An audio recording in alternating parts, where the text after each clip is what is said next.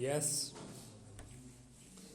ठीक इसी दिन 27 दिसंबर 2004 को मैं इस अखबार के लिए ऑपरेशन सुनामी का नेतृत्व कर रहा था विराम।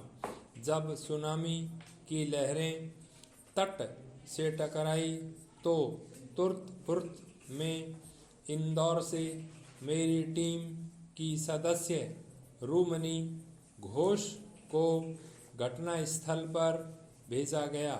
मैं व्यक्तिगत रूप से उस हर ब्यौरे को देख रहा था जो वे वहां से मुझे भेज रही थीं विराम।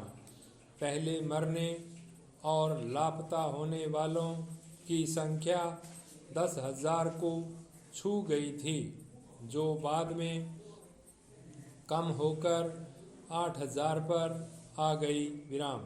सबसे ज़्यादा प्रभावित क्षेत्र तमिलनाडु का एक क्षेत्र था, जहां हताहतों की अंतिम संख्या 6,000 थी विराम।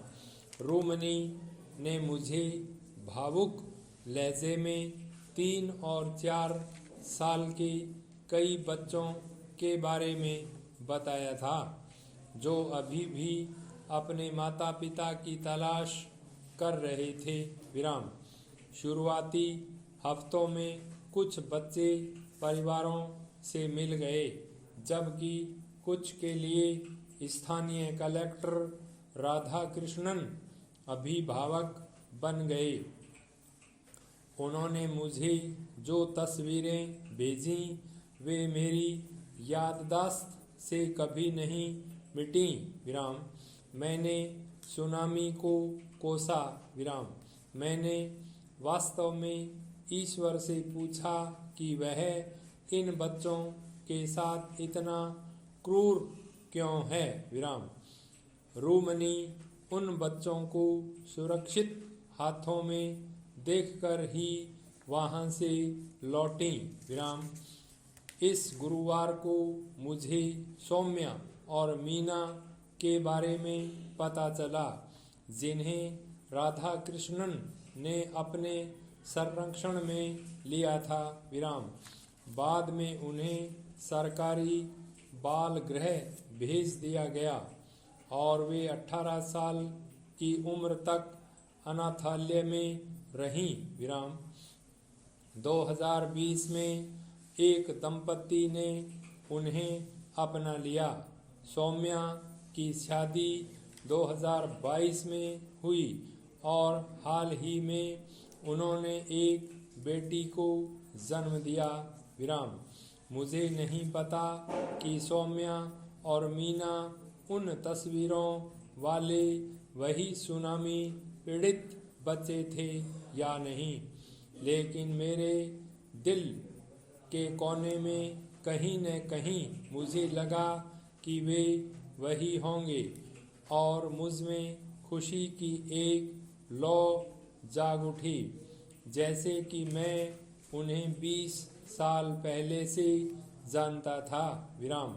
इस घटना को याद करने का एक और कारण है विराम।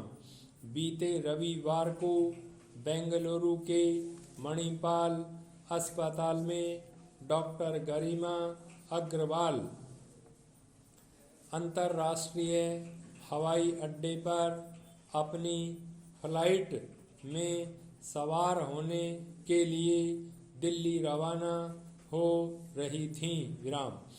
उन्होंने समीप के गेट पर हंगामा देखा विराम।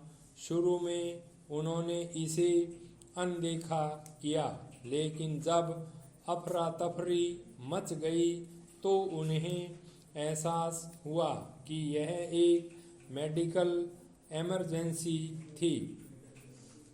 एक आदमी को बेहोश पड़ा देखकर वे अपने सारे बैग छोड़ वहां जा पहुंची और उसकी स्थिति का आकलन किया।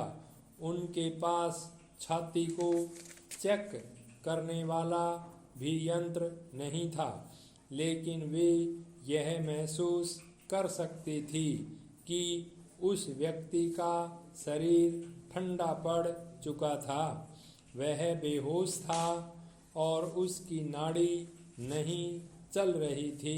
विराम। उन्हें लगा उस व्यक्ति की सांस की नली को साफ करना जरूरी था, इसलिए उन्होंने CPR करना शुरू कर दिया, लेकिन उसके मुंह में उल्टी के कारण गंदगी थी, इसलिए उन्होंने उसे घुमाया ताकि सांस की नली साफ हो जाए और फिर CPR शुरू कर दिया। कुछ मिनट बाद डॉक्टर और नर्स की एयरपोर्ट मेडिकल टीम लेकर पहुंची और उन्होंने मरीज के दिल को झटके दिए। उन्होंने प्रयास जारी रखे और महत्वपूर्ण दवाएं दी। धीरे धीरे मरीज की नब्ज वापस आ गई, हालांकि वह अब भी बेहोश था। विराम। 15 मिनट बाद उसकी हालत स्थिर हो गई और उसे एक अस्पताल ले जाया गया, जहां बाद में उसे बेहतर स्थिति में बताया गया। विराम।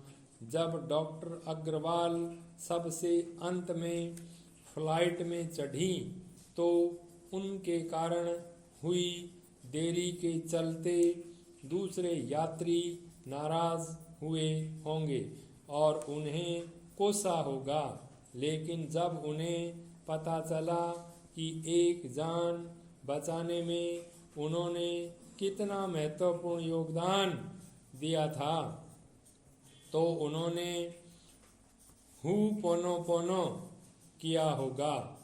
यह एक हवाईयन प्रार्थना है जिसे माफ़ी मांगने के लिए किया जाता है। इसमें कहा जाता है, मुझे माफ़ कर दो, कृपया मुझे माफ़ कर दो, शुक्रिया, मैं तुमसे प्यार करता हूँ। विज्ञान कहता है कि जब आप हुपोनोपोनो करते हैं तो आपकी उत्तेजित हृदय गति संतुलन में वापस आ जाती है या चीज़ों को सही कर देती है।